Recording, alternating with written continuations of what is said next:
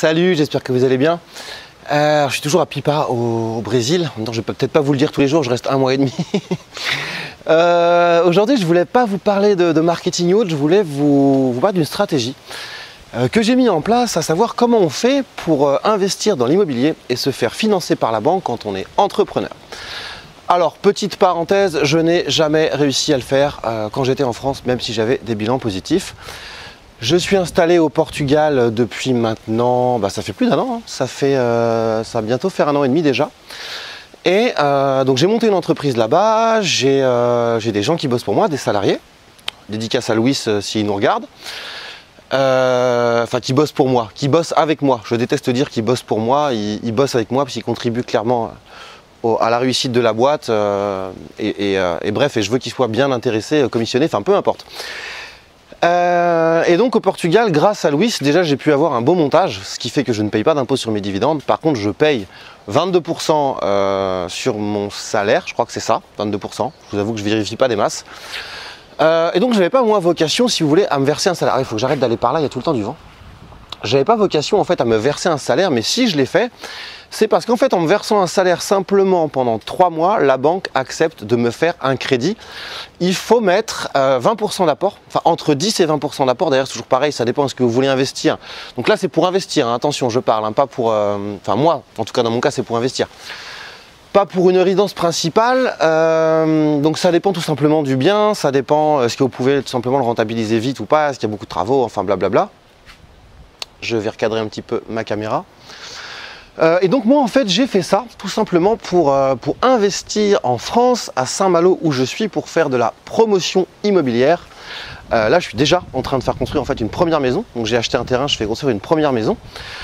Une maison qui va faire 110 mètres carrés, qui m'aura coûté au total avec le terrain 170 000 et ce que je vais revendre entre 350 et 400. Ce sont les prix. Et donc je compte faire... Donc je compte tout simplement emprunter 1 million à la banque pour faire les 6 mêmes maisons. Enfin je compte, c'est en train de là on est en train de finaliser l'accord. Ça n'aurait jamais pu se faire en France, enfin en tout cas pas dans ces conditions-là, pas dans des conditions pareilles. Peut-être qu'en France il m'aurait prêté, il m'aurait peut-être demandé 50 ou 60% de la somme, il en était hors de question. Alors un salarié aurait certainement pu emprunter sans apport, un salarié je veux dire en CDI. En France, entrepreneur, c'est très compliqué. En fait, il y a un truc, si vous voulez, au Portugal aussi, c'est qu'ils prêtent beaucoup par hypothèque.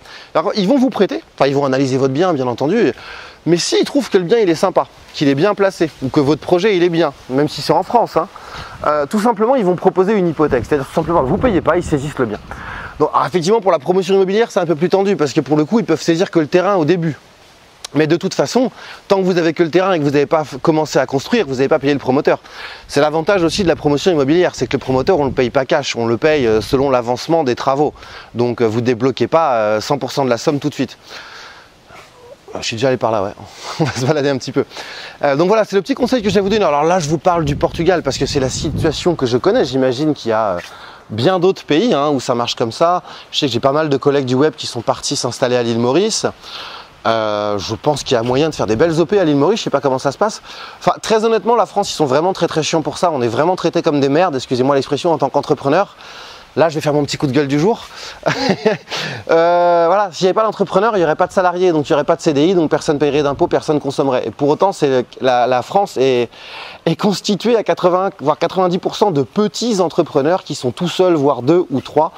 C'est eux qui constituent le tissu économique, au final c'est eux qui créent de la valeur, c'est eux qui embauchent et c'est eux qui se font tabasser la gueule, qui se font démonter avec ces conneries d'URSSAF, de RSI, de taxes professionnelles et tout ce qu'on veut. Les mecs on les laisse pas bouffer, d'ailleurs ils n'ont même pas le droit de bouffer, s'ils ont le malheur de prendre 10 balles dans la caisse, ils peuvent se prendre un contrôle fiscal et limite on va les traiter d'escrocs avec abus de biens sociaux. Enfin bref, je crache pas sur mon pays, je crache juste sur les mecs qui gèrent entre guillemets la façon, cette différence de traiter les entrepreneurs qui au final font tourner le pays et les salariés. Encore une fois, je me répète, il n'y aurait pas d'entrepreneurs, il n'y aurait pas de salariés et je peux vous assurer que je connais énormément d'entrepreneurs qui se sont des fois pas payés pendant plusieurs mois pour justement pouvoir continuer à payer leurs salariés et pas les virer.